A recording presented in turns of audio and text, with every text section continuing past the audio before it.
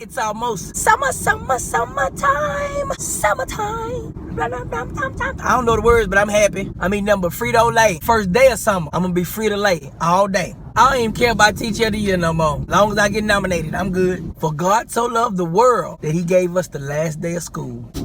Smell that? The smell of freedom. Almost here. So your mama can buy you a fidget spinner for $5.99. Paper costs 99 cents. Pack of pencils costs 99 cents. Glue sticks cost $1 something. But you ain't got no supplies? Something ain't adding up. Now I just started a fidget spinner collection. Every time I see one spinning, I spin right around and collect it up. You need to get you a digit spinner. Raise your grade up a couple digits. They need to put a pencil in at the end of the fidget spinner. That way you can do what you do and do what I want you to do at the same time. We have professional development at the end of the school year. Why, Lord? I done developed a dislike for professional development. Girls whooping the boys and everything. Y'all can't beat the girls in tug of war? You know what lesson mean right now? Listing every single subject as old news.